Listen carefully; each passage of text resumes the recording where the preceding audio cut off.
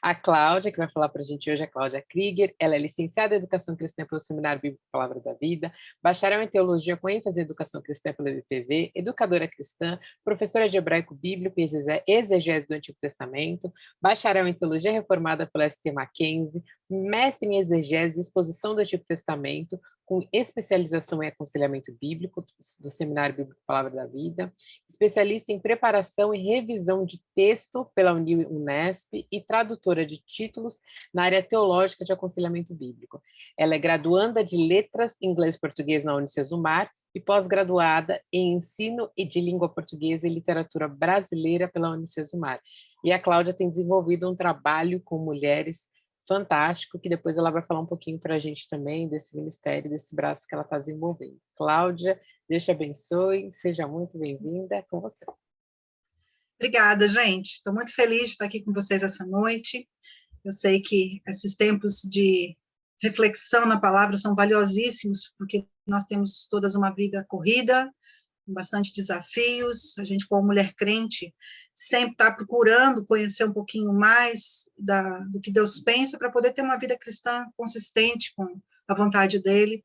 E eu sei que uma sexta-feira à noite a gente poderia ter escolhido N coisas diferentes para fazer, mas quando a gente elege um tempo desse em torno do Senhor e da palavra, nosso coração recebe uma bênção especial, eu tenho certeza, não porque seja eu a falar, mas porque a palavra de Deus, ela é que enriquece a gente, ela é que traz a gente para o centro, ela dá norte para a nossa vida, ela explica coisas que são inexplicáveis, e ela nos ajuda a lidar com aquilo que é impossível, porque ela nos apresenta um Deus que é o Deus dos impossíveis. Então, eu estou aqui na qualidade de irmã de vocês, de serva do Senhor.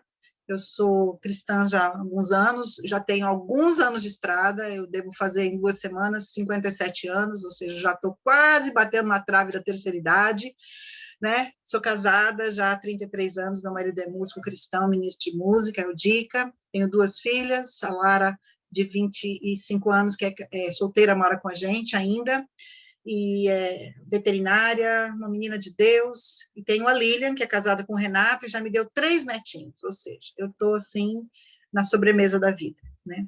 E quando a gente pensa em mulher crente, a gente fala assim, nossa, mas o que essa mulher vem falar? O que ela vem falar para a gente que a gente já não tem ouvido? Eu vim conversar com vocês um tema que é bastante discutido na atualidade, graças a Deus, que é o tema das prioridades. A Carol me passou um tema interessante, não tenho tempo para ler a Bíblia. E agora?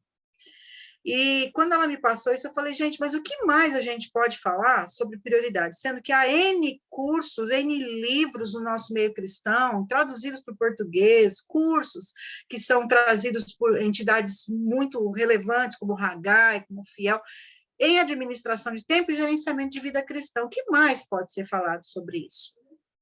Mas eu tenho descoberto que muitas vezes nós mulheres estamos expostas à informação, mas nós temos dificuldade de compreender como é que é o processo bíblico de transformação que essas informações devem gerar em nós. Então, quero trazer para vocês uma palavra de solidariedade, porque eu sei que muitas de nós precisamos rever alguns conceitos e precisamos pensar mais biblicamente sobre essa questão da minha vida com Deus, da minha caminhada com Deus, especialmente se a gente que nasce, né, num lar cristão, tem uma estrada de vida cristã, a gente pode, com o tempo, ir perdendo a sensibilidade para algumas coisas, e Deus, às vezes, oferece uma oportunidade desse diálogo, desse debate, para a gente fazer algumas revisões de conceito. Eu sou professora, né, professora universitária, eu amo dar aula, amo, para mim, assim, tudo para mim acaba virando história e classe, eu gosto de contar história e gosto de ensinar. E desde que eu me lembro por gente, Deus vem construindo esse meu perfil. Então, assim, eu vou tentar dar uma aulinha para vocês, vamos dizer assim, fazer uma coisa mais didática, e depois a gente pode trazer, se Deus nos abençoar e a gente conseguir tocar em algumas áreas sensíveis, se vocês tiverem desejo e liberdade, vocês podem trazer suas questões, joga lá no chat, a gente vai trazendo uma conversa para a gente construir um conhecimento que não parte do social, não é um construto de cultura cristã, mas é um conhecimento que precisa ser construído a partir da estrutura bíblica. Ou seja, nós precisamos ser mulheres da palavra, como diz a Jen Wilkins. Então, à medida que eu descobri isso na minha vida, que eu estava muito exposta, toda a minha formação, basicamente toda a minha formação foi na área teológica, eu sou meio bicho grilo nesse sentido, eu amo essa vertente do debate. Eu gosto de ouvir o que as pessoas estão estudando sobre as escrituras e fazer uma confrontação com a própria escritura.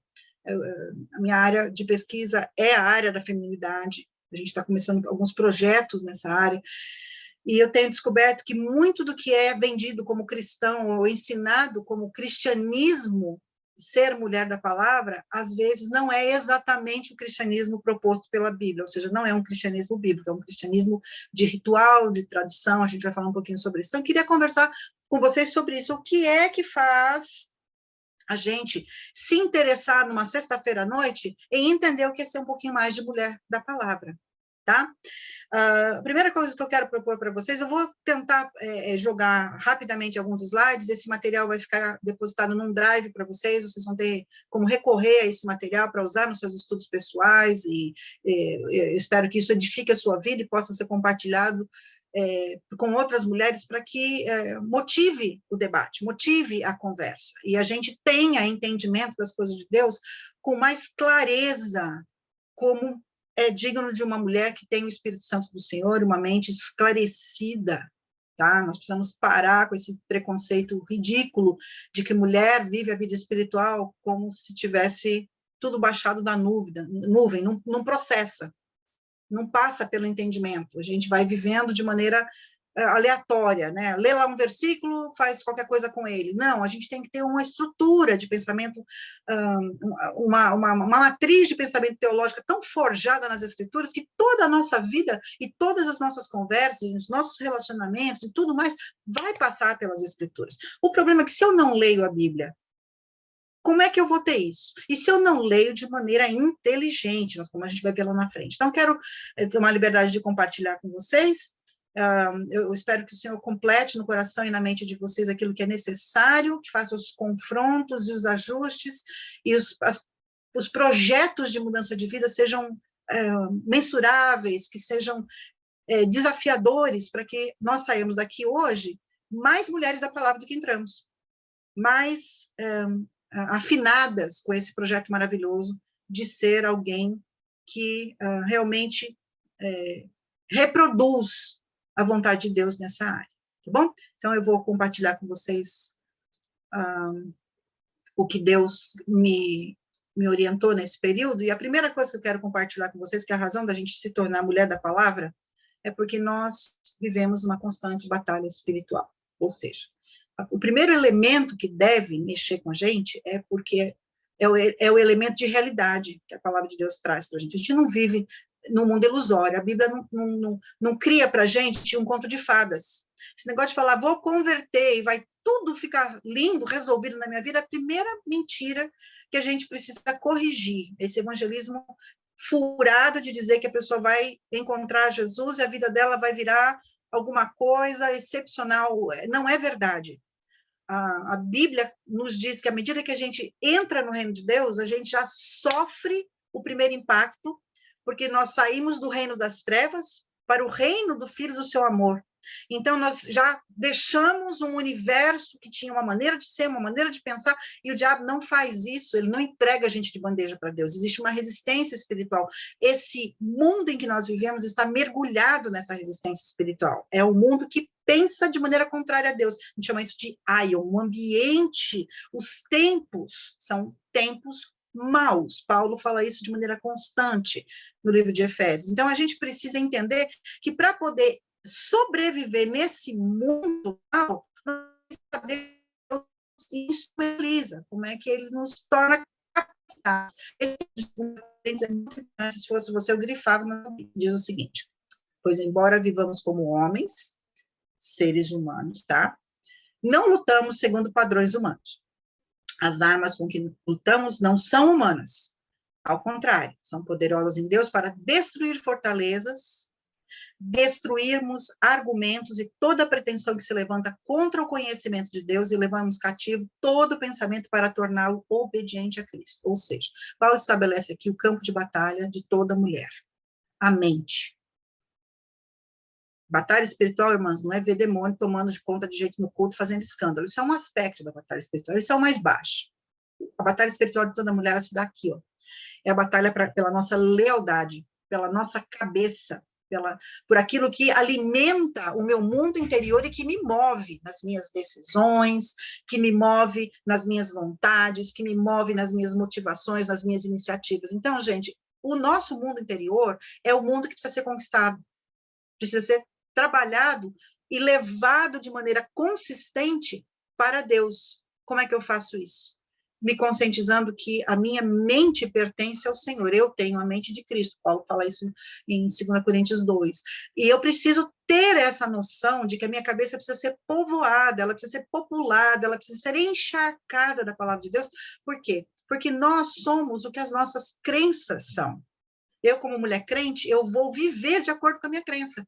As minhas convicções vão determinar as minhas decisões, as minhas prioridades, as minhas motivações. Então, eu não posso viver uma vida cristã determinada pelo que o outro pensa, ou pelo que o outro acha, ou pelo livro tal, ou pela opinião. Eu tenho que ter, eu com o meu Senhor, uma vida de estudo bíblico, de contato com a palavra de Deus, consciente. Por quê? Porque à medida que eu me aproprio dessas crenças, eu vou tendo ideia do que é realmente viver para Deus ou não viver para Deus. Isso transforma a minha vida. Um dos quadros diz o seguinte: crenças, ou seja, os postulados da Bíblia, aquilo que a Bíblia ensina em forma de princípios, preceitos e proposições, elas geram em nós convicções. Ou seja, passa do ambiente objetivo da palavra para o meu mundo interior. Eu me aproprio e aquilo vira uma convicção. Convicção é a moldura que me leva a tomar decisões. Então, eu preciso estudar a palavra com essa mentalidade, mas a gente não faz isso. A gente lê de maneira devocional, a gente lê sem meditar, a gente tem a informação, mas a gente não passa pelos outros processos que a gente vai ver daqui a pouco. Então, gente, nós precisamos ter essa seriedade da leitura e do desenvolvimento desse mundo, do meu mundo interior, convicto na palavra. Por quê? Porque, como a gente viu no slide anterior, os nossos raciocínios para vencermos o Ion, para vencermos a batalha pela lealdade do nosso mundo interior, ela tem argumentos que são forjados no céu. É uma batalha sobrenatural que precisa de armas sobrenaturais.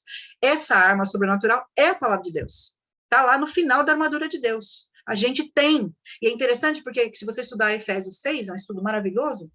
Augusto Nicodemos, uma vez pregando sobre isso, ele me encantou, porque ele falou, estudando esse texto, eu vi que cada uma das partes da armadura de Deus, inclusive a palavra, é um composto de um atributo do próprio Senhor Jesus, ou seja, apropriar da armadura de Deus, inclusive da palavra, Jesus é o Logos de Deus, é se apropriar do próprio Senhor Jesus. Batalha espiritual que necessita de armas espirituais. Então, o que tem essa coisa a ver com essa coisa da lealdade? Nós temos dois eixos na nossa vida cristã, gente. Cláudia, dois eixos. Você está mudando de slide? Porque para a gente não está aparecendo. Está congelado? Tá, no primeiro. E agora? Como é que eu faço? Dou um escape aqui? E tento de novo? Eu acho que agora mudou. Você está lá no Amar a Deus sobre todas as coisas? Isso. Só que não está em tela cheia para a gente, só está aparecendo. Agora foi para a tela cheia? Eu botei na tela cheia aqui. Uai, que estranho. Se eu mantiver na tela pequenininha, fica ruim para vocês? Não foi para a tela cheia, Carol? Não. Agora tá para vocês aí? Eu não sei, o meu computador tá com um probleminha, pode ser que... Não, mas pode deixar assim, então. Tá? Vocês vão ter acesso ao material, vocês podem até fazer uma revisão, lembrar de mim. Tá então, os dois eixos da vida cristã estabelecidos pela própria Escritura. A gente acha que a vida cristã ela é multifacetada, ela é, mas ela tem dois eixos norteadores que são fundamentais. Estão lá, a partir do Antigo Testamento, e são confirmados por Jesus, no resumo da obra que ele fez de maneira tão maravilhosa, lá em Mateus 22. Amar a Deus sobre todas as coisas, amar ao próximo como a nós mesmos. Isso é o eixo norteador da vida do crente. o que a gente faz na nossa vida cristã tem que partir disso, do amor a Deus, sobre todas as coisas, alcançando o nosso próximo e voltar para isso. Por isso é norteador. A gente tem que pensar todas as áreas da vida da gente, de maneira que essas áreas reflitam uma decisão e uma prática que sejam reflexos práticos do amor a Deus e do amor ao próximo. Se sair disso, gente, é só programa, é energia gasta de maneira...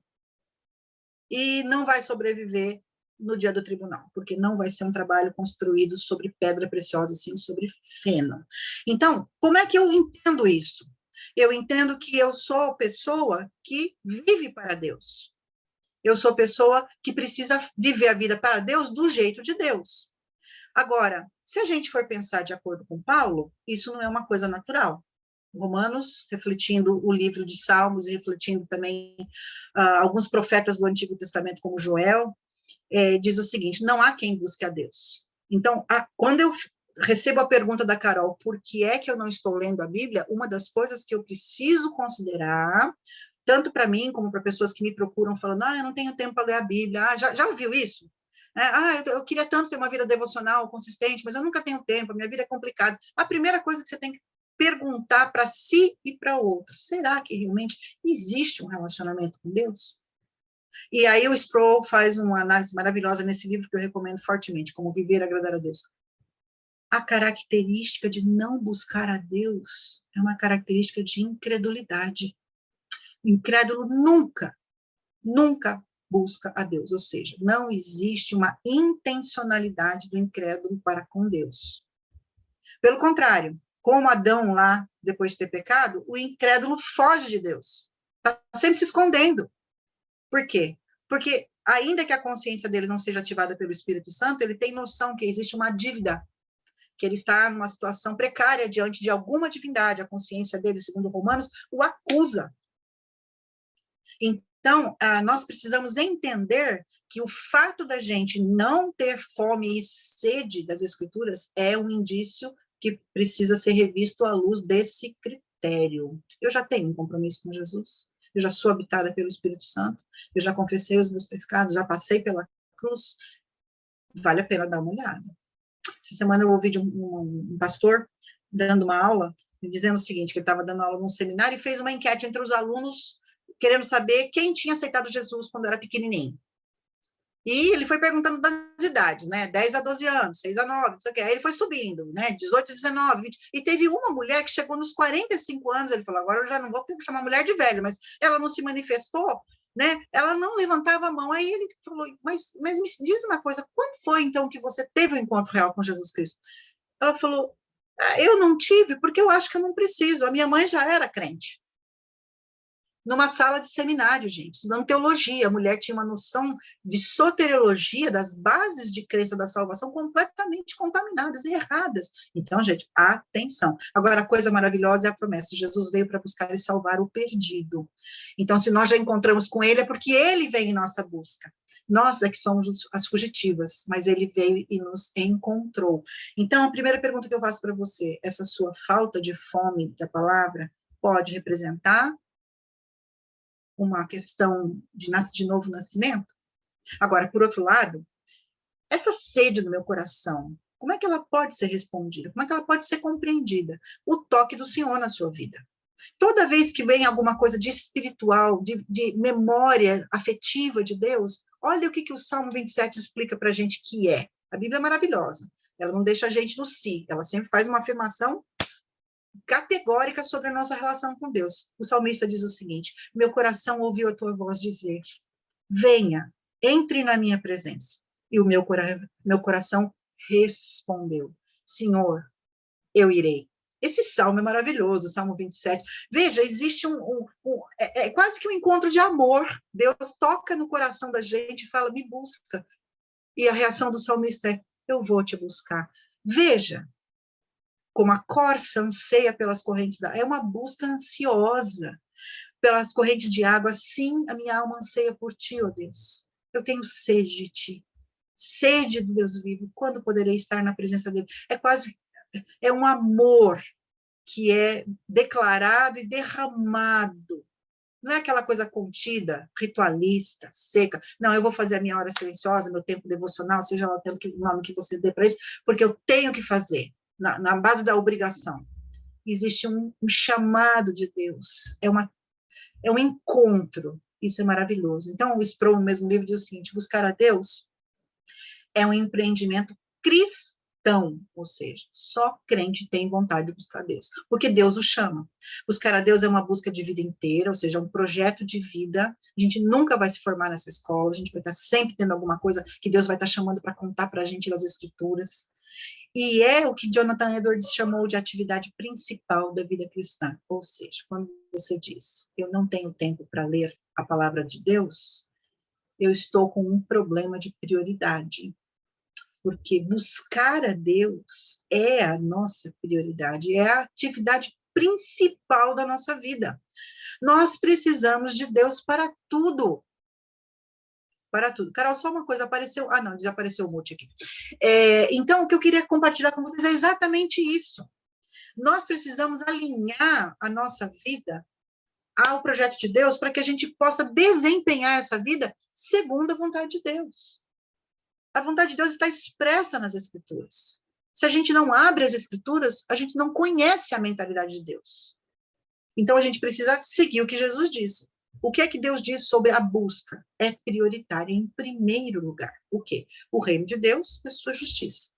E todas essas coisas serão acrescentadas. O contexto, vocês sabem, o contexto de vencer a ansiedade pela vida, aquelas coisas que costumam tomar o lugar de Deus.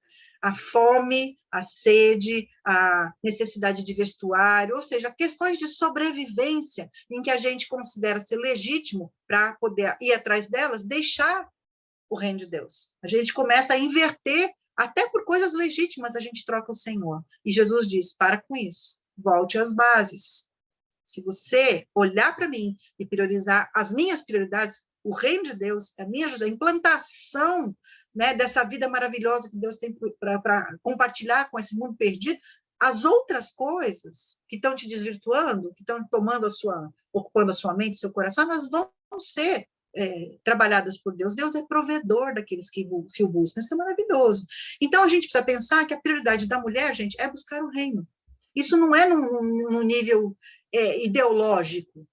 Isso é num nível de realidade, é agenda. Eu imagino que todos vocês tenham fechado a sua agenda hoje. Trabalhei, fui no supermercado, peguei meus filhos na escola, fui ao médico. Você tem uma agenda. Essa agenda é uma agenda que precisa girar de maneira teorreferente. A gente já vai ver o que é isso. Mas muitas mulheres não sabem o que é uma prioridade, como que eu estabeleço essa prioridade, e começa a viver de maneira desorganizada e desordenada. E quando a gente vive de maneira desordenada e desorganizada, isso representa, sinaliza que o nosso mundo interior, que foi feito por Deus para viver de maneira estável, equilibrada, ele está desorganizado, ele não está operacional, está desalinhado. E Deus tem projeto para o meu mundo interior, porque Deus tem organização, Deus é um Deus organizado, e Ele quer que nós sejamos mulheres organizadas. Uma casa desorganizada é uma casa instável, você nunca sabe o que você vai encontrar na geladeira. Você abre o pote de sorvete, encontra lá o quê? Feijão, não tem uma etiqueta, está desorganizado. Coisas pequenas. Você vai lá, caiu um botão da camisa do seu marido, do seu irmão, do seu pai, sei lá, você vai, depois eu coloco esse botão. Aí o cara vai lá, abre o armário, está lá a camisa sem botão. Desorganização, coisas bobas. Mas em um nível maior, essas coisas menores demonstram que o nosso mundo interior não está organizado segundo o critério de Deus. Então, o que é uma prioridade? O que é essa organização? Prioridade faz referência ao anterior, ou seja, a gente tem sempre que pensar em termos comparativos. Eu tenho isso e tenho isso. O que é o inegociável? O que é que não pode ser demovido? E o que é que pode ser colocado em segundo, terceiro, quarto plano? O que é fonte, o que é decorrência? Nesse caso, gente, Deus diz, através da boca do Senhor Jesus, no Evangelho de Mateus, que a fonte da vida estável é a busca pelo reino, a priorização do reino. Isso aí é o inegociável de Deus. Todas as outras coisas, inclusive aquelas coisas que são essenciais para a subsistência, estão no nível decorrente. E isso já me diz que lugar a palavra de Deus tem que ocupar na minha vida. Então, prioridades são estabelecidas a partir de uma comparação, e uma prioridade é algo importante perante outras coisas, ou seja, ela tem precedência. Então, para uma prioridade ser tratada de acordo com a sua conceituação, eu preciso fornecer recursos para ela, ou seja, eu preciso dar para ela condições de ser uma prioridade real. Eu tenho que pensar a minha vida de maneira que aquilo realmente ocupe o espaço que eu estou dizendo que deve ocupar, e tenho que dar condições para que aquilo aconteça. Então, a gente está falando de agenda. Eu quero trazer para vocês uma palavra de um livro que eu recomendo grandemente, que mudou minha vida, do Paul Tripp, que diz, o título é Em Busca de Algo Maior. Alguém já deve ter lido esse livro, vocês devem conhecer. Quando ele fala sobre prioridades, sobre reino de Deus, ele faz um convite para nós muito interessante. Ele diz o seguinte: a graça de Deus não é lei, não é imposição de igreja, não é ordem de pastor, não é religiosidade de tradição familiar, não é legalismo. A graça de Deus realmente a convida a pensar grande e a viver grande. Esse é o projeto de Deus para todas nós. Isso não significa ser milionária, ter projeção, isso significa que a gente vai estar sofrendo uma expansão de mente que vai ser projetada numa vida muito frutífera. Deus convida você a ser parte ativa e diária do mais da redenção. A sua graça restauradora lhe dá razão para alargar as fronteiras da sua preocupação, que é uma das maiores causas da gente não andar com Deus direito, ser ansiosa, ser preocupada, ser agitada, para além das fronteiras da própria vida. Nós vivemos para o nosso reino, e ele está falando que Deus está nos chamando para transcender.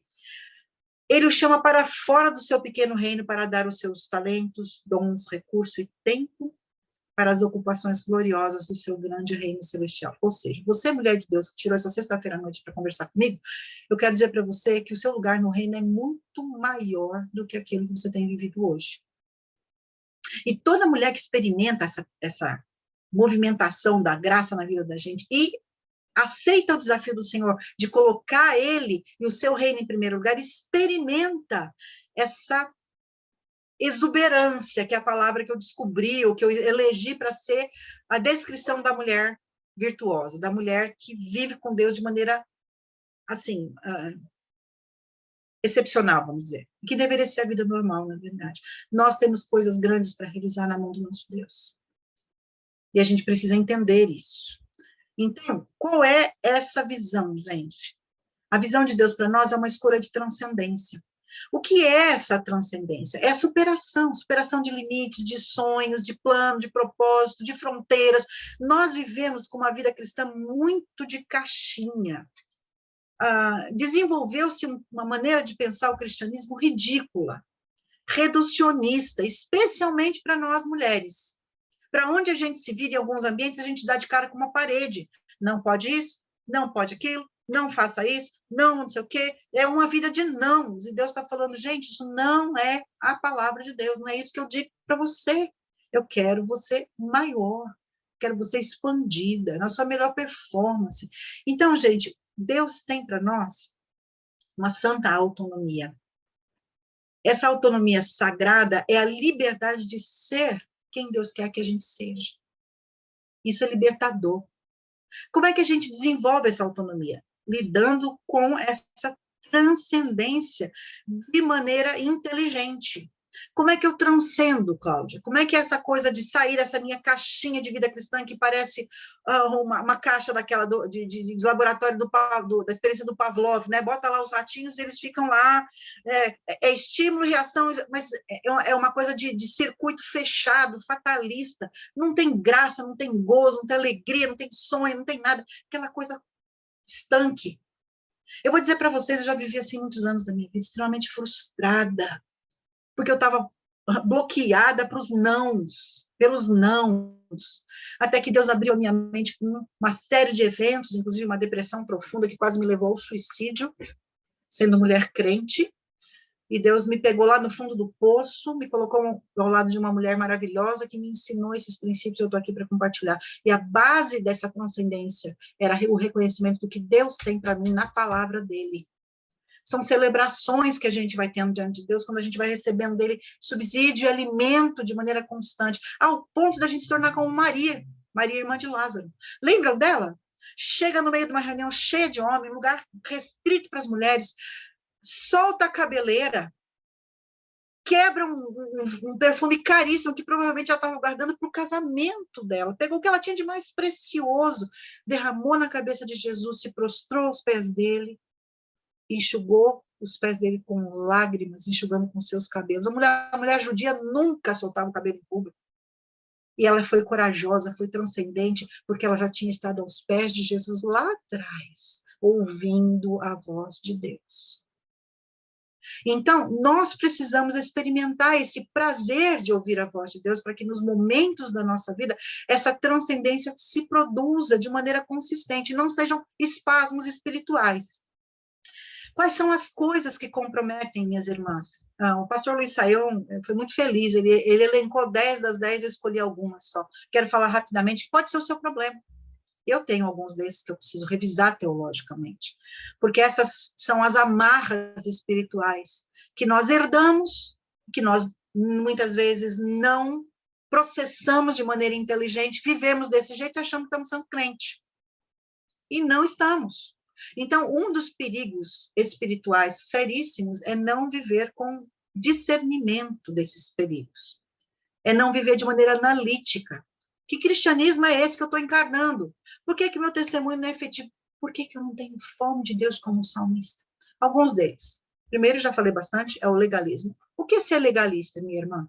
A gente pode ser legalista até com coisa boa. Eu tenho que fazer a minha devocional. Você não tem prazer nenhum naquilo. Você está cumprindo uma obrigação que está querendo fazer milhagem com Deus. Tipo assim, se eu for obedientezinha, bonitinha, fizer lá minha hora silenciosa, orar, ler a Bíblia, eu faço lá umas milhagens no cartão de crédito celestial. A hora que eu orar, Deus vai ter que conceder, porque ele vai estar constrangido pela minha obediência. Isso é legalismo. A gente perde o prazer de ler a palavra porque a gente está querendo fazer uma troca com Deus, uma barganha com Deus. Se eu ler a Bíblia, só tem que me abençoar. Isso é religiosidade burra. E a gente começa a desenvolver um espírito crítico para com as outras pessoas, que a gente desenvolve paradigmas de espiritualidade que não são da palavra, e começa a julgar a gente e julgar os outros e viver de maneira desprazerosa o reino de Deus. O legalismo.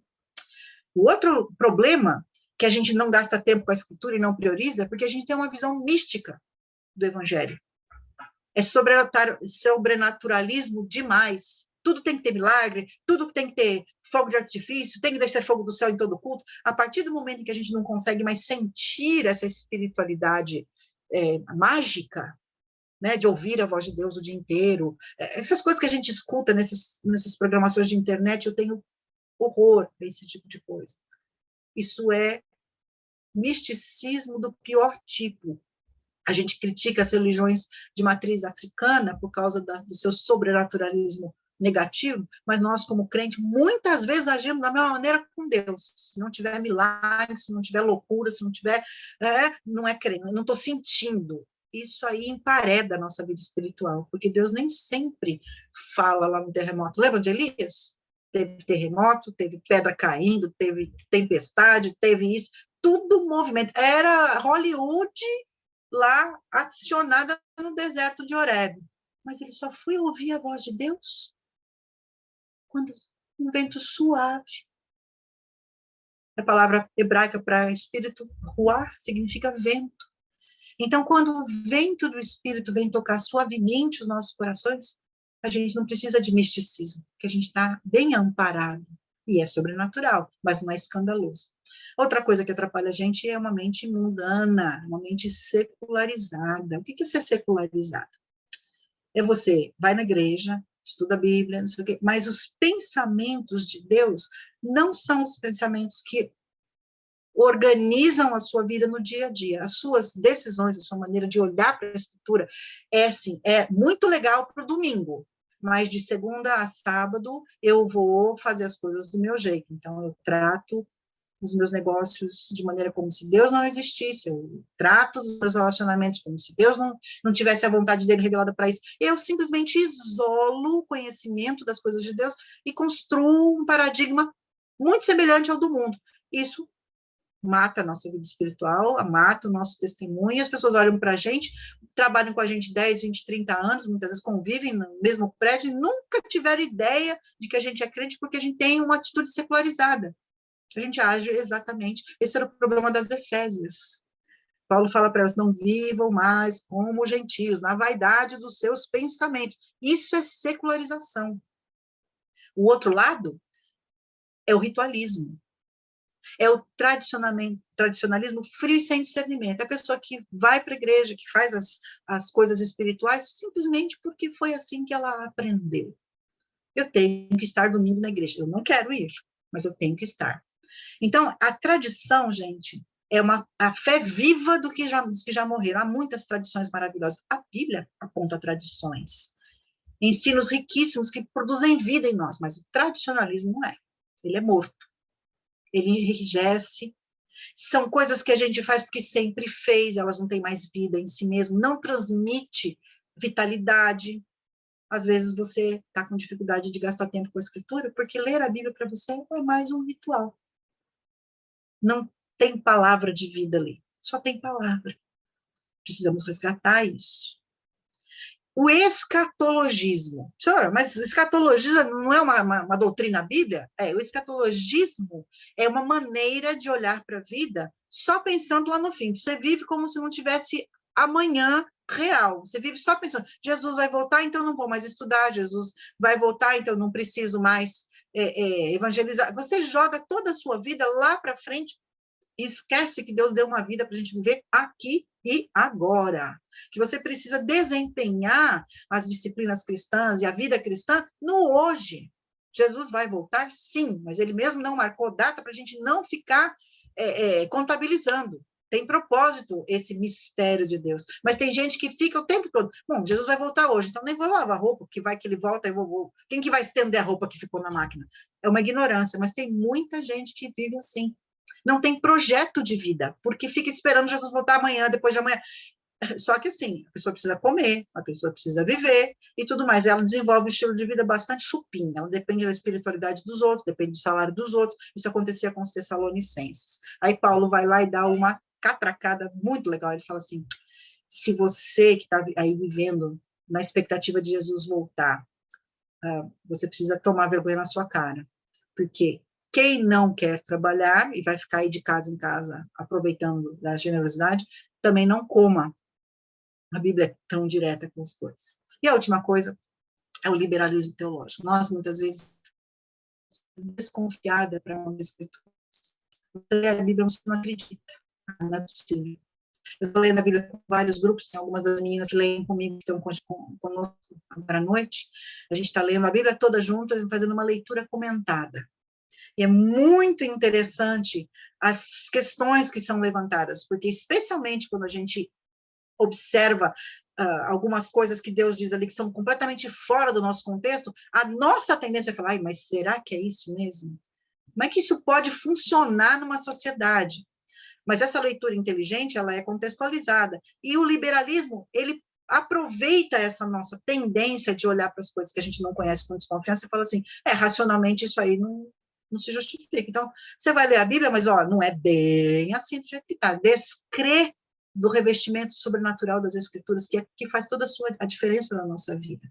Então, o meu desafio para você aí agora, que está me ouvindo, deve estar bem cansadinho já, a gente vai terminar daqui a pouquinho, dá uma olhada dentre essas descrições que eu coloquei para vocês aqui, e veja se você se identifica com alguma delas para responder a pergunta norteadora do nosso encontro. Por que é que eu não leio a Bíblia? Será que tem alguma dessas coisas aí que atrapalha essa minha sede pela palavra? Eu tenho alguma dessas características? Porque a gente precisa fazer, gente, uma autoanálise honesta, para a gente mudar um hábito escravizador, ou deixar uma prática antiga e adotar uma prática verdadeiramente que agrada a Deus, precisa ter esse momento de análise e confronto. Se eu não reconheço o meu problema, eu vou mudar por quê? Como é que eu vou fazer projeto? Não tem jeito. Então, eu preciso parar e utilizar essa matriz como uma das fontes de confronto do meu coração. Uma mulher sábia está sempre sob análise. Não é terapia, não, tá? Você não precisa procurar o terapeuta, não é isso que eu estou falando. Eu estou falando de uma análise honesta, pela matriz da Bíblia. O que é que Deus está me dizendo? O que eu não estou vendo que Deus precisa me mostrar? Tiago diz que a gente vai para a palavra como se ela fosse um espelho. A gente tem que olhar para esse espelho, a gente vai se ver refletido ali. Mas, ao mesmo tempo que é um espelho, também é uma matriz, é um gabarito, é uma manequim. Eu vou comparar as minhas medidas espirituais com o manequim de Deus e vou encontrar algumas discrepâncias. Aí eu preciso saber o que eu vou fazer para ajustar. Como é que eu vou saber? Olhando para a palavra. Então, gente, a gente precisa entender que tem 3 coisas que ameaçam muito a nossa vida espiritual e que são coisas que acontecem em muitos contextos, em que o trabalho feminino não é orientado para a palavra e pela a palavra. É gente que vive de evento, é gente que vive de reunião, mas que nesses eventos não consta, não se consolida o empurrar a alma dessas pessoas o tempo todo para a busca de Deus e sua palavra. Primeiro, e aqui eu quero que a gente converse com bastante honestidade. Uma das coisas que, por incrível que pareça, faz a gente se afastar de uma prática espiritual saudável é o excessivo envolvimento com atividades na igreja de uma maneira descompensada, desequilibrada, uma fuga para as coisas de Deus que acaba gerando uma fuga de Deus. A gente começa a ter uma vida espiritual que é baseada em desempenho. E a gente começa a se envolver com um monte de coisa, pega isso, pega aquilo, pega... Eu sou uma pessoa muito tarefeira, eu tenho que cuidar com essas coisas. Porque, às vezes, a gente coloca as coisas de Deus no lugar do Deus das coisas. E a gente começa a sacrificar o essencial, a prioridade, por coisas que estão sendo feitas em nome de Deus, mas que não são a vontade de Deus dele para nós naquele momento. Ele quer a gente. Ele não quer só o que a gente pode fazer. Então, dedicação descompensada, minha irmã, pode ser um indício de um problema espiritual que gera esse afastamento do carinho, do amor, do relacionamento a Deus. Outra coisa é uma espiritualidade de sinceridade, mas sem solidez doutrinária. Gente que estuda a Bíblia, mas não estuda. Então, ela fala assim, não preciso ir para a escola dominical, eu não preciso ir para fazer um curso bíblico. Por quê? Porque eu sou sincero, Deus sabe do meu coração. Sim, Ele sabe do seu coração é corrupto, seu coração é pecaminoso, os pensamentos do seu coração não são os pensamentos de Deus, ou seja, a sua sinceridade, ela é só isso, ela é sinceridade, mas ela não é um valor bíblico. Porque a verdadeira sinceridade, ela só pode ser calcada numa prática sem hipocrisia dos princípios de Deus. Só sinceridade sem doutrina é vazia de valor. Então, sim, se você é uma pessoa sincera, mas você não tem os seus 2 pés calcados nas escrituras, você está sinceramente enganada da sua espiritualidade. Precisa retornar, irmã. E a última coisa, já falei um pouquinho, não vou me estender, experiências emocionadas. O emocionalismo que tem movido muitos encontros, eventos, retiro, a mulher que anda de retiro em retiro, em congresso, espera acontecer alguma coisa. Eu preciso sentir de Deus. E às vezes Deus é bondoso e permite que a gente sinta alguma coisa. Mas o problema do sentimento é que ele é como ar quente. Ele enche um balão, mas se você furar o balão, que é o evento, o ar quente vai embora, não tem permanência. Então, a gente precisa ter mais solidez no nosso andar com Deus, irmãs. Vá ao retiro, vá ao congresso, faça cursos, mas não estabeleça a sua segurança espiritual no que os outros oferecem, porque Deus está chamando você para conversar diariamente, com bases pessoais. O projeto de Deus para você é isso. Então, quero só fazer um comentário sobre a mulher de Provérbios 31. Ela era alguém que não tinha tempo sobrando, porque tempo é uma das coisas que a gente fala, não tenho tempo. Você não conhece meu dia, acordo 5h30 da manhã, eu vou dormir meia-noite, né? Então, o fator tempo é uma desculpa que a gente elege para poder justificar a nossa falta de prioridade. Mas aquela mulher, ela era o que ela era, e eu quero um dia poder conversar, talvez até escrever algum material sobre ela, porque ela era a diva de Deus. Uma mulher equilibrada, uma mulher que tinha norte, uma mulher que sabia a hora de desempenhar, o que desempenhar, como desempenhar, ou seja, tinha uma vida ativa, mas totalmente centrada, não era uma louca, uma descompensada, uma doida. A Bíblia dá o segredo, o temor do Senhor. O que é o temor do Senhor? 3 versículos. A mulher que teme ao Senhor será elogiada. Esse é o segredo daquela mulher especificamente. O que é o temor do Senhor? É um conceito, mas é mais do que um conceito. A Bíblia diz que o temor do Senhor é a fonte de toda a sabedoria, todo o conhecimento. Ou seja, quando eu gasto tempo em me aproximar de Deus de maneira reverente, alegre, eu recebo de Deus o que eu preciso para viver de maneira inteligente. É ganhar tempo, isso que eu quero falar para vocês. Estudar a palavra de Deus de maneira consistente não é perda de tempo, é ganho de tempo. Porque Deus vai me instruir. Salmos 25:12 diz, ao homem, entre aspas, a mulher que teme ao Senhor, ele ensinará o caminho que deve escolher. Você teve que escolher um monte de coisa hoje. Coisa importante, coisa menos importante. Como é que você soube que fez a escolha certa? A gente está falando de vontade de Deus aqui, gente. Gastar tempo com a Escritura, com o temor do Senhor, garante para a gente uma vida de boas decisões. Com uma arquitetura segura, você está estável. E é muito legal. Por quê? Porque a gente vive de resultado, a gente é pragmática, a gente acha que o que dá certo é o que está certo. No reino de Deus, não é assim. No reino de Deus, o que está certo é o que Deus diz, mesmo que não dê certo. Prova disso. José foi assediado sexualmente pela patroa, era um menino cheio de hormônios, mas ele tinha tanta noção da presença de Deus, do temor do Senhor. Detalhe, ele não tinha a Bíblia na casa dele, tá? Interessante isso, né? Como é que adquire um conhecimento teológico tão sólido e uma convicção de amar a Deus sobre todas as coisas tão impregnada na vida daquele menino novo, que ele deu um não sonoro e foi parar na cadeia. Ou seja, nem sempre seguir a Deus vai dar para a gente um resultado de bênção espiritual, material, seja lá o que for, um resultado positivo. Mas temer a Deus é a vontade de Deus. Por quê? Porque Deus tem compromisso com a palavra dele.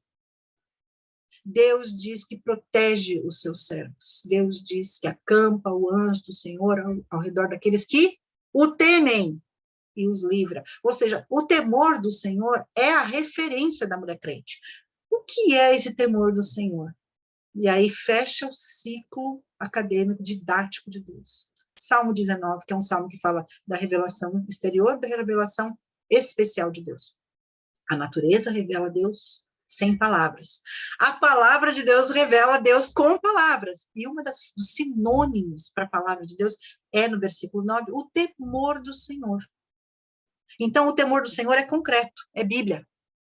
Não é só uma conceituação etérea. O temor do Senhor tem registro.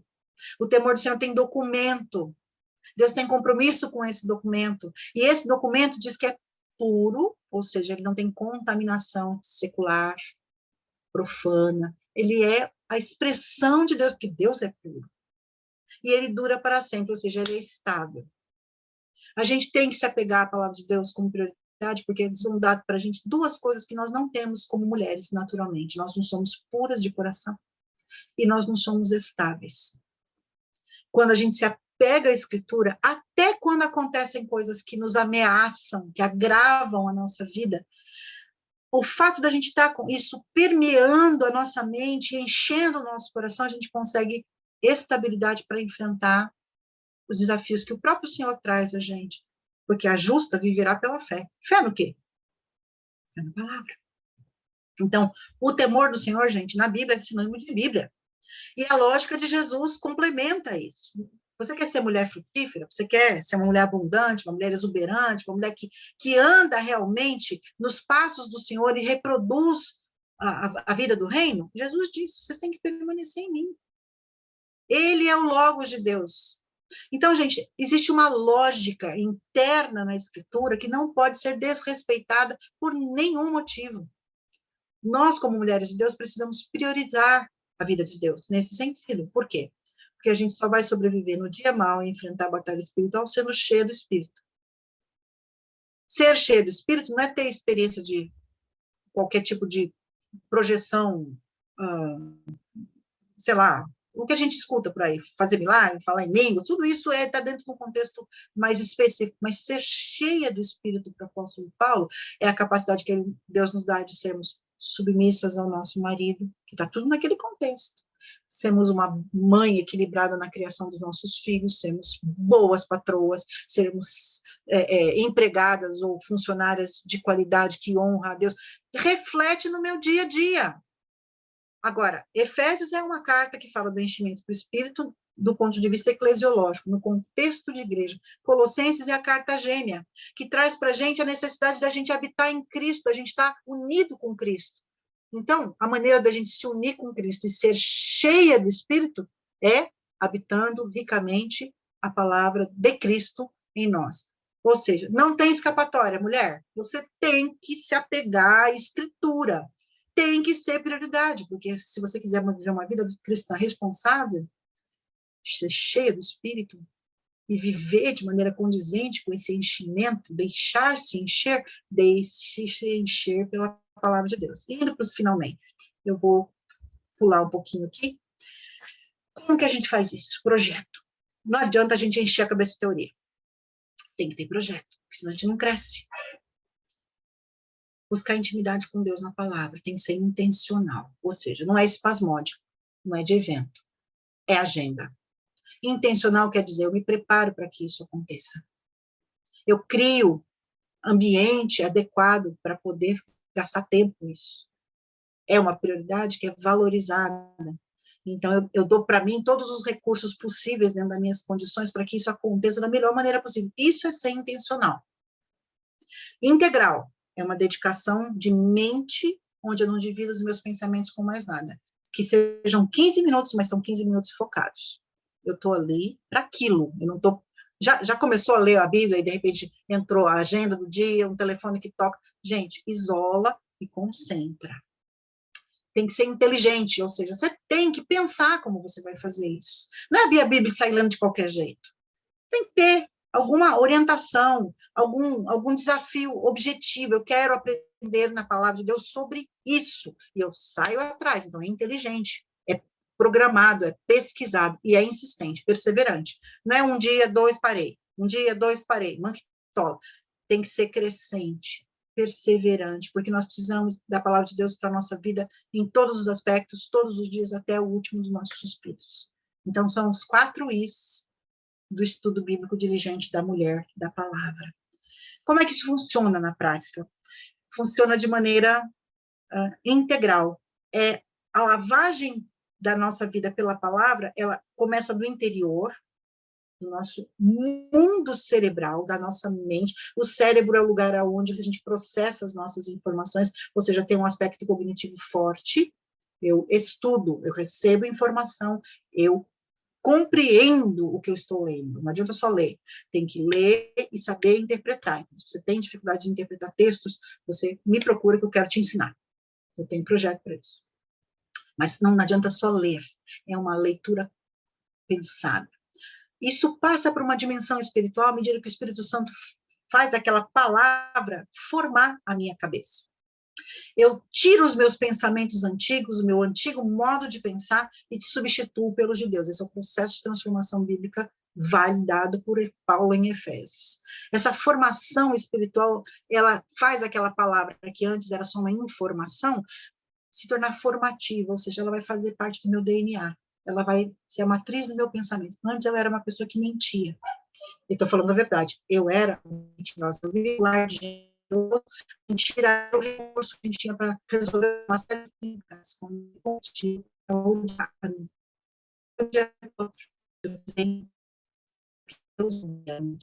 então, foi um estudo bíblico e comecei a perceber as áreas que eu tendo a mentir. Eu quero fugir de uma situação, quando eu quero ficar bem na fila. E usa o conhecimento mental para me conformar à imagem de Jesus, que sempre falou a verdade, porque era a encarnação da verdade. E o último aspecto é a prática disso, é o vivencial. Eu conheço o pensamento de Deus, aquele passa a ser o meu pensamento e eu começo a aplicar isso na minha vida. Então, gente, isso é viver para Cristo. É assim que a gente vai crescendo espiritualmente. parte do conhecimento mental, passa pela transformação espiritual do nosso mundo interior e acaba sendo aplicado na minha vida. Estratégias, nós estamos terminando. A gente precisa fazer um projeto para amar a palavra.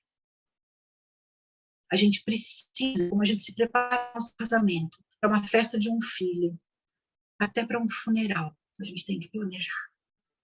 Por que a gente não planeja para a nossa vida espiritual? Então, a gente precisa primeiro lembrar quais são os objetivos. Estão aqui no cantinho. Lembre-se que os objetivos da transcendência, ou seja, da gente exuberar nesse conhecimento da palavra, são, primeiro, crescer em intimidade com Deus, amar a Deus. Aprender a amar a Deus. E abençoar o reino com uma vida cheia do Espírito e transformada com a palavra que vai atingir as outras pessoas, amar ao próximo. Esses são os objetivos. Não é para ter diploma, não é para aparecer na televisão, não é para construir um império de conhecimento, nada disso, tudo carne.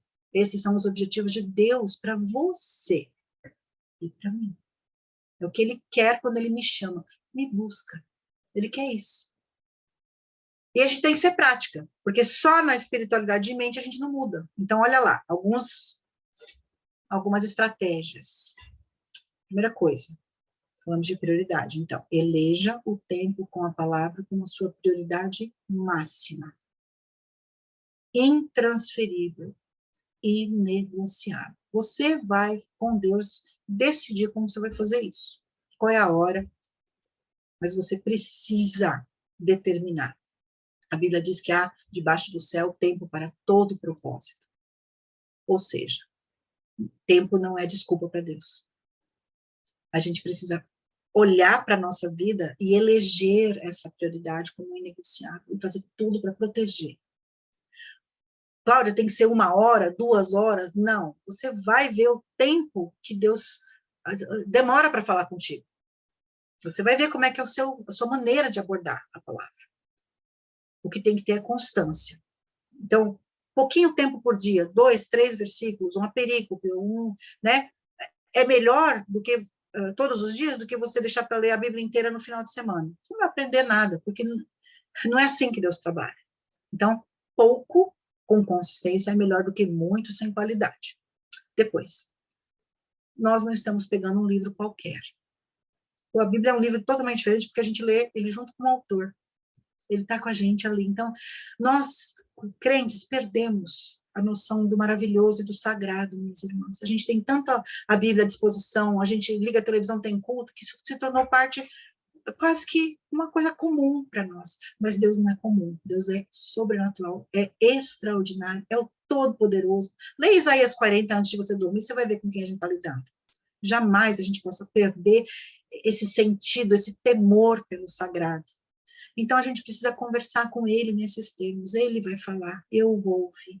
E a gente precisa ter um coração ensinável, ou seja, uma disposição de alma para ouvir até aquilo que a gente não vai gostar, que Deus vai mostrar umas coisinhas para nós, bem desagradáveis, mas ele vai falar coisas maravilhosas para nós. Te contar uma coisa maravilhosa que eu ouvi de Deus, e que eu estou experimentando nesses dias de transformação na minha própria vida.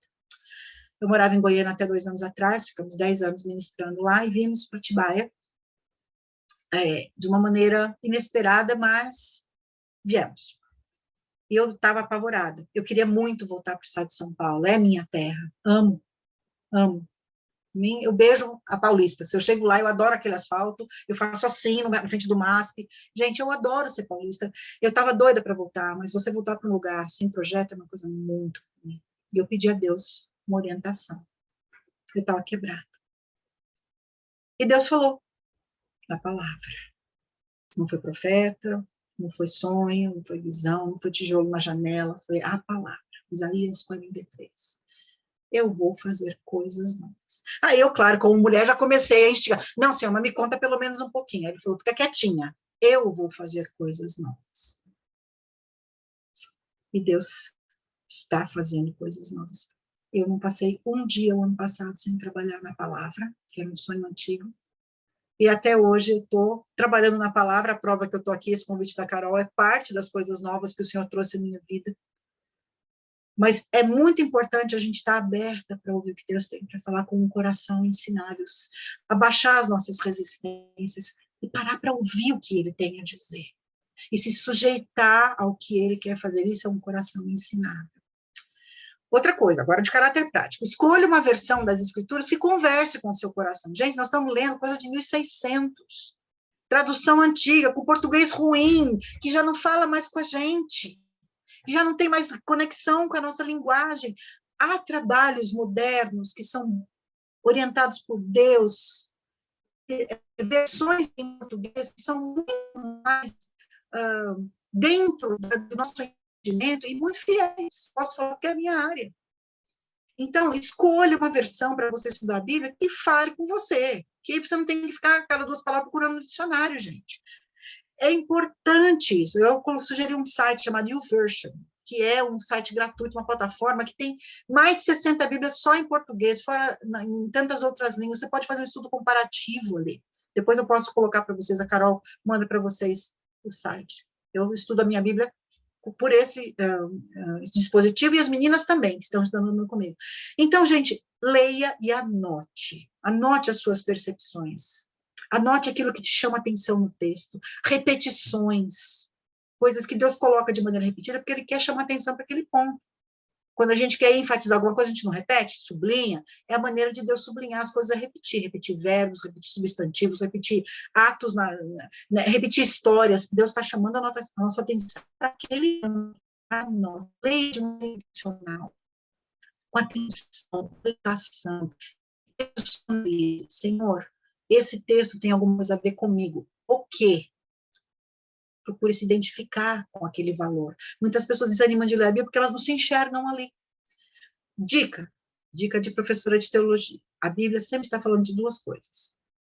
Qualquer texto, ou vai falar sobre Deus, quem Ele é e o que Ele faz, ou ele está falando sobre nós, quem nós somos e a redenção que nós precisamos. Se você colocar esses dois nortes, você vai sempre se perceber nas Escrituras. O que Deus está falando sobre Ele e o que Deus está falando sobre nós. Experimenta ler Provérbios nesse sentido. Provérbios fica facinho de compreender quando a gente vê o que Deus fala sobre ele e o que Deus fala sobre o humano. Mas, basicamente, a Escritura toda fala sobre isso. Né?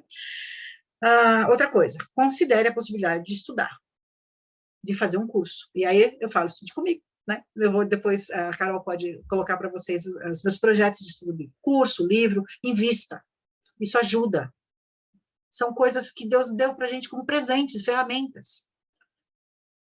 Tem gente que tem o hábito de ler a Bíblia durante o ano e considera essa a sua leitura de estudo. Eu tenho um problema sério com isso, porque muitas vezes você só vai fazendo a leitura e vai ticando, mas a leitura não entra. Você quer terminar, você só quer botar lá no quadradinho. Não. Faça uma leitura inteligente das Escrituras.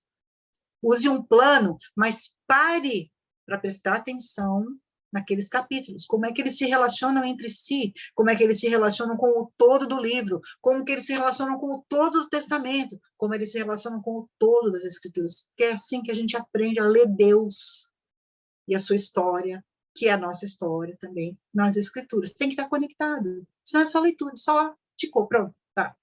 Deus é bom, Ele fala com a gente, né? Na misericórdia dEle, até nessas leiturinhas mais ou menos assim, mas não é o jeitão normal, não. Deus é sério com a palavra dEle. E a última coisa, envolva uma comunidade de amigas nesse projeto de crescimento. Esse negócio de loba solitária não é para crente, não. O crente tem que estar envolvido no reino, com pessoas do reino, mas a gente tem gente mais próxima da gente que pode fazer parte da nossa vida nesse sentido, para serem motivadores. Sabe aquela coisa de cheerleader? E aí, já leu hoje? Como é que é? E aí, como é que foi? O que você entendeu? Eu tenho 4 grupos que funcionam assim. Você não imagina a loucura que é a minha internet, gente. É a casa da mãe Joana, porque volta e meia uma tá lendo. Ei, eu não entendi, não sei o que, joga lá. E aí, eu vi tal comentário, joga lá. É rico, é motivador, é coisa de corpo, é orgânico. E é muito legal. Porque quando a gente está desanimada, entra alguém lá e dá uma cutucadinha. E fala assim, já leu hoje? Como é que foi? Que desafios que o senhor... E quando está muito assim, eu já vou lá e já jogo um desafio de interpretação, que é para elas ficarem bem motivadas e fazerem essa trajetória de leitura de maneira consistente. Então, gente, é privilégio da gente ter a palavra de Deus, a nossa língua nas nossas mãos, e nós não podemos trazer isso de maneira leviana. Então, para terminar, seja prática, porque você vai aprender de Deus princípios e você precisa implementar isso na sua vida. Isso a gente faz como? Com projetos. Ou seja, li lá Efésios, que diz que eu não devo me irar, ou não devo dar expansão à minha ira. E eu sou uma pessoa facilmente irritável. Que projeto eu posso fazer com Deus para que hoje eu me torne uma pessoa menos iracunda? Como é que eu posso me encher da palavra, subsídios, para eu mudar esse perfil? Tem que ser mensurável. Meu marido tem algumas coisas que me irritam. Os seus não, mas o meu tem. E quando a gente está em casa, a gente fica muito confortável para ficar irado. É ou não é? Coisas que você não reagiria com um estranho na sua casa de maneira explosiva, você reage com o seu marido, reage com os seus filhos. As pessoas mais próximas sabem quem nós somos. Como é que eu posso fazer um projeto para me tornar uma pessoa dócil? A gente gasta, mesmo irritada, projeto. E uma coisa que possa ser aplicada e mensurada pela graça de Deus na transformação. Então, gente, é isso aí, ó. A sobrevivência, o equilíbrio e a operacionalidade da vida de uma mulher cristã dependem fundamentalmente de suas escolhas e da implementação diligente das decisões em uma agenda que reflita o pensamento, a palavra, e as prioridades de Deus. Sem isso, é fundo de poço. É uma busca equivocada. E quando a gente chegar na presença de Deus e ele vier conversar com a gente, falar, mas é aquele tempo que você gastou com isso, com aquilo, que eu te chamei no seu coração, vem me buscar, e você falou, não, senhor, agora não dá, eu tenho outra coisa para fazer. Como é que a gente vai justificar isso para ele? A gente vai prestar contas disso. E eu quero apresentar para vocês o meu projeto, que se chama Mulher em Foco. Tenho 3 carros-chefe, são 3 abordagens diferentes. Dia 17 agora começa pastoreando 3, falando sobre a vontade de Deus. 5 quintas-feiras em que eu me reúno das 20 às 22 horas com mulheres que fazem uma inscrição pelo site da Chamada da Meia-Noite. Depois a gente pode disponibilizar para vocês esse documento, para vocês se inscreverem. 5 encontros onde a gente discute temas das Escrituras e faz projetos de mudança de vida como Mulheres de Deus. Mulheres de vários lugares do Brasil já têm feito esse curso. Esse é o que Deus tem me dado a fazer para me tornar uma mulher da palavra. Eu sou uma mulher que tem as mulheres em foco. Formação continuada. E aqui está a minha foto. 7 anos atrás, foi no casamento da minha filha, por isso que eu estou nessa versão Prime aqui, né? Meu endereço eletrônico, meu Insta, meu telefone celular, que é o WhatsApp, se você quiser entrar em contato comigo, bater um papo, me chamar para falar para vocês, eu estou à disposição, porque esse é o serviço que Deus me colocou nas mãos para fazer, enquanto servo dele. Eu quero ser uma mulher da palavra que influencia mulheres da palavra em formação contínua, em foco. Carol Umbelino, era isso que eu queria falar. Amém, Cláudia. Muito obrigada por trazer uma palavra tão rica para os nossos corações. As meninas fizeram alguns comentários no chat, eu acho que alguns são comentário meio, né, a título de pergunta. A Aparecida Angel disse assim: boa noite, quero tanto conhecer a palavra, mas não consigo avançar. Dou prioridade a outras coisas. Aí você fez um comentário sobre as questões de prioridades e ela disse exatamente isso. Não consigo me organizar dando prioridade para a palavra do Senhor. Uhum. Então, o que você precisa fazer é fazer uma lista dos seus dias. A gente só consegue estabelecer prioridade quando a gente consegue organizar visualmente, né, botar numa tela ou botar num papel, tudo que nos diz respeito e começar a escalonar, a comparar essas atividades e decidir o que realmente é imprescindível, são os inegociáveis, e as outras coisas precisam tomar suas devidas dimensões, porque a gente tem o mesmo número de horas para todo mundo, essa é uma commodity de Deus que ele concede para a gente, 24 horas por dia para todo mundo, né? Então, a gente precisa entender e decidir que vai valorizar as prioridades de Deus. Não é só entender, mas essa questão do decidir, e aí, na prática, a gente vai trazer para o nosso dia essa agenda divina. Isso vai implicar em deixar algumas coisas e assumir outras, mas normalmente o resultado é muito satisfatório, porque a gente começa a crescer e começa a entender que ser realizadora não é fazer muita coisa, é fazer o que Deus quer que a gente faça. Deixar Ele escolher a nossa agenda. Isso é muito legal. Bom? Mas tem que ser intencional. Gaste um tempo olhando para a sua vida. O que tem de mais nela? O que está faltando? No que você está gastando muito tempo? Né? Tem alguém falando de procrastinação. Procrastinação é um pecado que atenta contra a mordomia. Vocês sabiam disso? Porque procrastinar é você fazer mau uso do seu tempo e das suas habilidades. Todas nós somos procrastinadoras em certo sentido, porque quando nós não gostamos ou temos medo de alguma coisa, a gente tende a jogar aquilo para a última coisa que eu quero fazer. A gente vai, e normalmente a gente não executa com excelência, porque a gente fica com muito pouco tempo para fazer tudo o que tem que fazer. E aí você olha para trás e fica insatisfeita com o seu desempenho, porque você sabe que você poderia ter feito mais, mas o que fez você desempenhar menos? O fato de você não ter dado o tempo que deveria ter dado, porque procrastinou, empurrou. A gente precisa criar um hábito, a gente vence a procrastinação dividindo as nossas tarefas em pequenas partes. A gente consegue, especialmente aquelas que são mais difíceis para nós, quando a gente estabelece que a gente vai gastar X tempo só com aquela partezinha, é mais fácil da gente realizar, é mais satisfatório, é mais prazeroso. Então, a procrastinação precisa vencer com uma perseverança diária no pouco.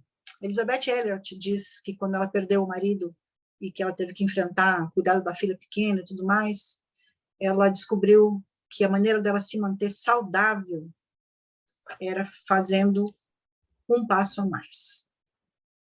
Não era uma corrida inteira, era só um passo, mas fazer aquele passo. Eu tenho que fazer isso. Então, eu vou fazer isso. Mas sobrou tempo. Não, mas eu me propus a fazer isso. À medida que a gente vai conseguindo criar uma musculatura espiritual de perseverança mais consistente, a gente vai aumentando os nossos tempos de fazer as coisas. E a gente vai também escolhendo o que a gente precisa fazer, porque uma das razões da gente procrastinar é que a gente pega coisa demais e coisas que a gente não gosta ou não precisa ser a gente para fazer, mas é tão controladora que quer que tem que ser o seu, tem que ter a sua assinatura, fica soberbada, fica desesperada e vai empurrando com a barriga. Então, irmãs, tudo é escolha. Tudo é escolha. Exatamente isso, Aldeneide, uma coisa de cada vez. E ela passou esse conhecimento para a filha dela quando a filha teve filhos e ficou muito assoberbada com muitas crianças em casa e tudo mais. Ela falava, filha, mãe, qual é o segredo? Filha, o segredo é uma coisa de cada vez. Mas comece, determine um prazo para fazer e termine. Isso vale para a palavra de Deus também, tá? A gente tem mais três aí, perguntas Carol? aqui. A gente tem 3 perguntas aqui. A Elaine perguntou assim: para quem está começando a ler a Bíblia agora, você indica ler algum dicionário, comentário bíblico, alguma Bíblia de estudo? Depende muito do que você está lendo. Por exemplo,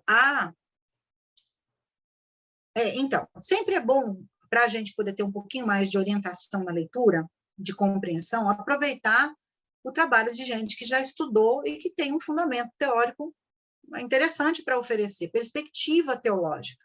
Porque nem todos os textos são fáceis da gente ler, gente. A gente acabou de ler Levítico com a mulherada. Gente, é complicado, e algumas delas, e a gente foi destrinchando, fiz questão de fazer Levítico bem destrinchadinho, porque é um dos livros que a gente lê, tipo, na frente do ventilador, né, passa as páginas rapidinho, mas Levítico é essencial para a gente entender Hebreus. Qual foi o recurso? A gente ia conversando e eu ia levantando informações em comentários, fazia. Então, é muito importante você investir em material. Esse era um dos nossos pontos lá de estratégia. À medida do possível, invista numa boa Bíblia de estudo, que tenha comentários que sejam consistentes, de gente que a gente sabe que realmente é estudioso da palavra, não é um aventureiro teológico, que já tem lastro. Há milhões de opções de livros para orientar essa leitura, mas se você está começando, eu sugiro, minha querida, que você comece pelos evangelhos. para conhecer Jesus. Porque Jesus deixou como última ordem dele que a gente fizesse discípulos de todas as nações, e fazer discípulos é a gente apresentar o conhecimento e a pessoa de Cristo.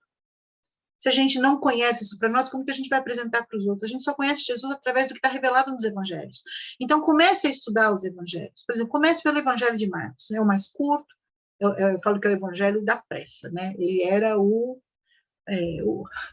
cara dos 100 metros rasos. Ele está toda hora falando, e de repente, e daqui a pouco, e agora, parece que ele está sempre com pressa. Ao contrário de João, que é o evangelho dos aposentados, né? João tem uma calma para explicar, porque ele era velhinho quando escreveu. Então, ele escreveu pensando em pessoas da idade dele. Então, ele para lá na última semana de Cristo, um monte de capítulos explicando as palavras de Jesus. Maravilhoso. Olha a riqueza das Escrituras. A mesma pessoa sendo apresentada de perspectivas diferentes e complementares. Você vai pegar um liberal e vai falar, tá vendo? A Bíblia está cheia de erro, cada um fala uma coisa, um fala que era 2 testemunhas, outro fala que... Esquece isso aí, bobagem. É a mesma coisa da gente ler a mesma notícia por 3 ou 4 vias de informação diferentes. As pessoas vão expressar a sua peculiaridade na sua literatura, o seu lugar de fala. Considerando que a Bíblia foi inspirada por Deus, até as diferenças articuladas nos evangelhos nos ajudam a ter perspectivas diferentes. Elas são protegidas pela inspiração, ou seja, não há erro, há informações de complementaridade. Então, comece pelo Evangelho de Marcos, e sim, procure uma Bíblia de estudo que seja bem legal, né, consistente. A NVI, a Bíblia de estudo delas é muito boa. Lembre-se que os comentaristas, eles têm suas posições teológicas, então eu recomendo, para você não sofrer um conflito logo no início da sua caminhada de leitura, pergunte ao seu pastor, à comunidade onde você congrega, que Bíblia de estudo ele recomenda. À medida que você vai ficando pegando mais traquejo, né, no estudo bíblico, você vai ampliando as suas referências teóricas. Lê essa, ele vai dizer uma coisa, aí o outro comentarista vai trazer uma perspectiva, você vai ficando maduro e vai percebendo que essas diferenças, elas têm razões, e você vai eleger, de acordo com o seu mundo eclesiológico, com que perspectiva você vai fechar. Mas, gente, é maravilhoso ler o Evangelho. A gente se apaixona. Porque o que é desenhado, o que é contado, o que é narrado ali, é um Deus que se fez homem. E que chorou, e que olhou para nós, mulheres, com misericórdia, e que demonstrou poder sobre coisas que nós não conseguimos controlar, sobre a natureza, sobre a morte, sobre doenças, sobre o Império Romano, sobre política. Jesus, no Evangelho de Marcos, ele é apresentado como todo-poderoso. É maravilhoso. Um todo-poderoso que diz que quem quiser ser senhor, que seja servo. Essa é a temática do livro de Marcos. O que poderia exigir a soberania e a adoração, entregou a sua vida. Essa é o foco. Então, gente, a leitura bíblica tem que ser considerada pelo autor. O que Marcos queria dizer quando ele escreveu e escolheu aquelas histórias? Esse é um trabalho que eu amo fazer, e eu faço com as minhas meninas, e esses cursos que eu ofereço são exatamente com essa fundamentação. Tá bom? Mas escolha, converse com o seu pastor, peça uma orientação, e sim, invista. Vai ser valioso para a sua vida espiritual, com certeza. A próxima pergunta você já respondeu um pouquinho, porque a Ellen perguntou por qual testamento ela deve começar a ler, e se ela deve ler e fazer resumos, porque ela começa, mas ela nunca consegue começar de maneira correta. Então, resumo é uma coisa muito boa, porque ajuda a fixar o conhecimento. As nossas Bíblias, elas têm umas divisões que não são inspiradas, aqueles títulozinhos, subtítulos em negrito, elas são opções das casas publicadoras para fazer uma divisão do texto que se torna interessante porque ela meio que setoriza o conhecimento. Então, você vai ler o Sermão da Montanha, ele, em algumas Bíblias, está bem divididinho, agora vai falar sobre adultério, agora vai falar... O que acontece? Isso te ajuda a pensar na suma, né? No resumo, no foco daquele texto. O problema que eu vejo com isso, se você só fizer uma leitura flocada e não se reportar ao todo, é porque você pode acabar entendendo pedaços, mas não conseguir entender o que era o propósito daquele autor quando ele reuniu aquelas informações. Ou seja, o Sermão da Montanha, ele tem uma porção de assuntinhos, mas ele está dentro de um contexto maior que o emoldura e explica o que é que Jesus quer dizer para os seus seguidores, quando ele dá aquele monte de revisões teológicas e ensinamentos a respeito do adultério, do assassinato, o que é ser bem-aventurado, isso tudo não pode ser destacado, minha querida. Então, fazer resumos ajuda a gente a memorizar, mas esses resumos, eles têm que ter uma linha. Um resumo tem que ser continuidade do capítulo anterior, do ensinamento anterior, porque eles vão formar uma ideia completa. Eles não são elementos separadinhos. A palavra de Deus tem uma linha de pensamento que precisa ser respeitada. A gente chama isso de lógica interna das Escrituras. O Novo Testamento está mais próximo de nós em termos, porque ele já é a revelação mais direcionada para a igreja, nas suas práticas, mas ele está todo fincado, né? Ele está todo vinculado ao Antigo Testamento. Então, eu não posso simplesmente esquecer o Antigo Testamento e ficar só estudando. Então, a minha dica é, quando aparece, mapa mental é excelente, Débora, excelente. Porque ele ajuda a gente a fazer as conexões, né? As ideias, elas estão todas vinculadas e você vai desdobrando aquilo ali. Mas eu estava falando do Antigo Testamento. Toda vez que aparecer uma referência do Antigo Testamento, uma coisa muito boa de Bíblia de estudo é porque ele vai levantar uma notinha de rodapé e vai te remeter para aquilo lá no Antigo Testamento. O que o Novo está interpretando do Antigo? Então, você já faz um estudo casado, né? Você percebe na Antiga Aliança como é que Deus tratava aquele texto e como que aquilo foi interpretado e ressignificado ou atualizado, no melhor sentido da palavra, pelo Novo Testamento. Vou dar um exemplo. Carol, estou falando muito, né? Está ficando muito extenso isso. Deixa eu só dar mais esse exemplo. Quando lá em 1 Coríntios 9, Paulo está falando sobre oferta, ele usa um texto do Antigo Testamento, um texto de Deuteronômio, que fala sobre amarrar a boca, amordaçar a boca do boi. Ele fala assim, não se deve amordaçar a boca do boi enquanto ele está trabalhando. E ele faz uma pergunta, será que é de bois que Deus estava falando? Lá na referência de Deuteronômio era sobre bois. Tipo assim, você tem que dar comida para o seu animal, senão ele vai trabalhar e vai morrer. Então, deixa comer. A comida é o pagamento de um animal racional. Mas aí, ele faz a ponte teológica para a aplicação que ele quer dar, porque o boi que está sendo relacionado animal no Antigo Testamento, ali é a força de trabalho missionária e pastoral. Digno é o trabalhador do seu trabalho, ou seja, você não vai amarrar a boca do seu pastor, fazer ele morrer de fome. Entendeu? Parabéns, Regélida. Muito bom, continue. Então, assim, olha lá, o que acontece? Quando eu leio o Novo Testamento, eu percebo a iluminação que Deus traz para princípios do Antigo Testamento aplicados à nossa vida diária. Percebe como eu não posso viver sem a Bíblia? Deus fala muito sobre dinheiro no Antigo Testamento de uma forma, porque Israel tinha uma forma de economia diferente, era agropastoril. Hoje a gente está numa cidade, tem uma realidade urbana, mas eu preciso pensar que os princípios, eles são aplicados. Amar a Deus sobre todas as coisas, é o próximo, começa lá no Antigo Testamento e é desdobrado no Novo Testamento. E isso é o estudo que a gente precisa fazer de maneira consistente. Tá bom? Aí o pessoal fez alguns comentários sobre, né, coisas que elas estão aprendendo, de organização de tempo, agenda.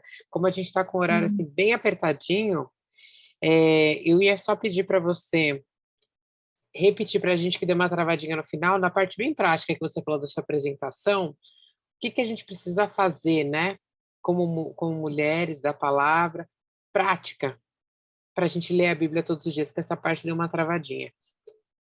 Sim. São os E's, né, os elementos de estratégias. Deixa eu ver se eu consigo captar aqui rapidinho, porque aí eu não falo bobagem.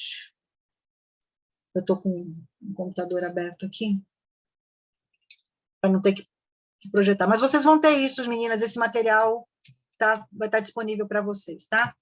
O que vocês vão fazer? Primeiro, eleger um tempo, ou seja, prioridade, marca um tempo, é um compromisso. Você vai gastar um tempo separado, consagrado, dedicado para aquilo de maneira intencional, bom?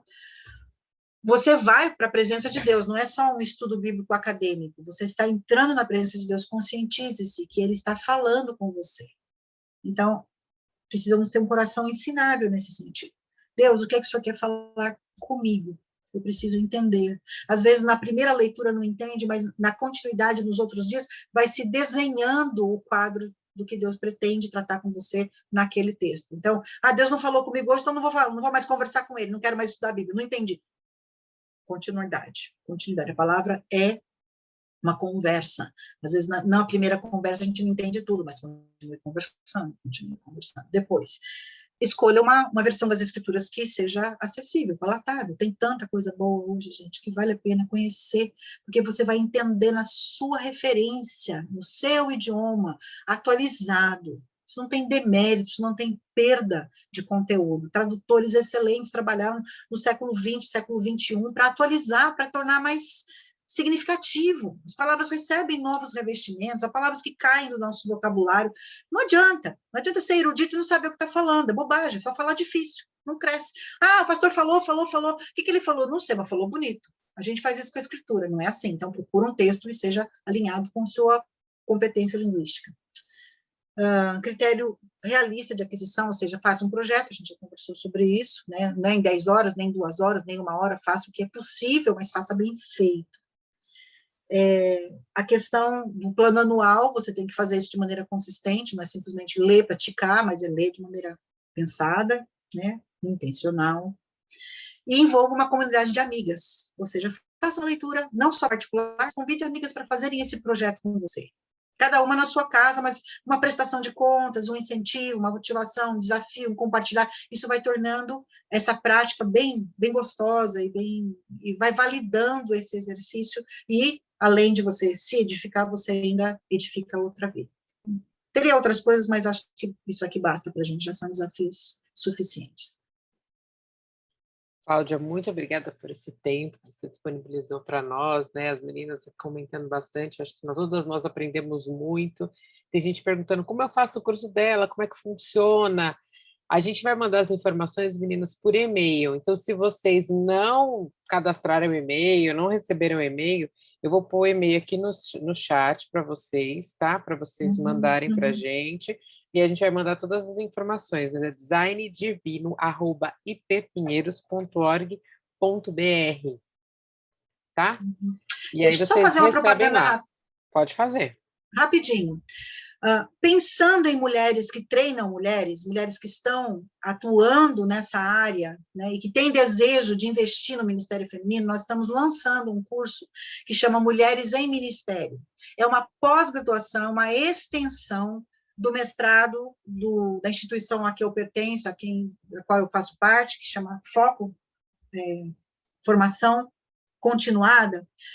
Esse mestrado vai ter uma duração de 8 encontros, vai começar em maio, vai terminar em novembro, tá? E nessas aulas nós vamos trabalhar as questões da feminilidade, da aplicabilidade desses princípios na vida de uma líder. Como é que isso acontece para eu me tornar operacional na minha igreja, na minha casa? E uma das coisas que a gente vai contemplar é a questão do estudo bíblico, como eu estudo Bíblia. Então, se você tiver interesse em conhecer esse projeto, além da parte acadêmica, que vai ser super legal, somos em 4 professores, gente que é formada em Bíblia, que é crente responsável, nós também temos mentoria. Então, se você vai estudar comigo, você vai fazer um tempo particular comigo de mentoramento, ou seja, desse desafio de aplicação pessoal, de projeto pessoal do acadêmico aplicado à minha realidade de mulher. Então, eu queria muito convidar vocês a conhecerem esse projeto, entra lá na minha página, me chama no particular, nos slides está o meu contato, e eu explico para você com o maior carinho. Nós só temos 25 vagas, das 25, 20 já estão prometidas. Foi uma surpresa, o projeto está em lançamento e está quase já enforcadinho, porque Deus é maravilhoso, Ele nunca dá uma coisa para a gente sem que Ele mesmo queira realizar. Mas eu queria ver vocês lá também. E se, paralelo a isso, tem esses mini cursos de 5 semanas, que também são muito abençoadores. Entra lá, bate um papo, me chama. Se você quiser que a gente bate um papo com a mulherada da sua igreja, me chama. A gente faz live, a gente, dentro da possibilidade, visita a sua igreja. Eu estou aqui para servir vocês em nome de Jesus. Eu quero abençoá-los. Amém. Bom? A Elaine disse aqui, você vai ter que abrir mais vagas. Eu preciso correr. Que uma dessas vagas tem que ser minha. Carol! Então, né, a Deneide está marcando para fazer, a Adna está comigo para fazer. Se você se interessar nesse projeto educacional, é uma coisa séria, academicamente séria e vivencialmente séria, vem comigo, que eu acho que você vai ser bem abençoado e a gente vai fazer uma coisa bem legal juntos, para a glória de Deus. Reino, Amém. gente. Reino de Deus. Isso é que importa. Tá bom? Eu vou orar para a gente terminar, tá bom? Amém. Deus, muito obrigada por este momento tão rico, onde nós pudemos aprender mais, ó Deus, a respeito da Tua palavra.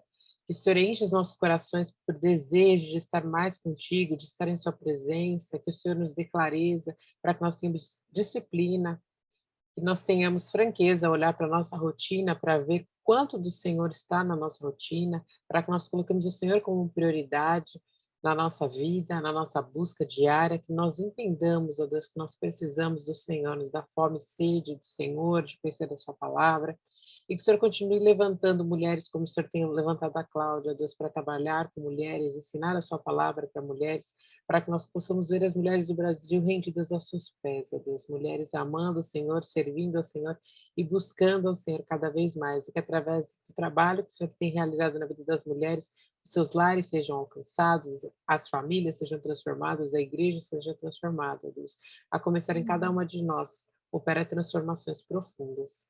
É isso que eu te peço em nome de Jesus. Amém.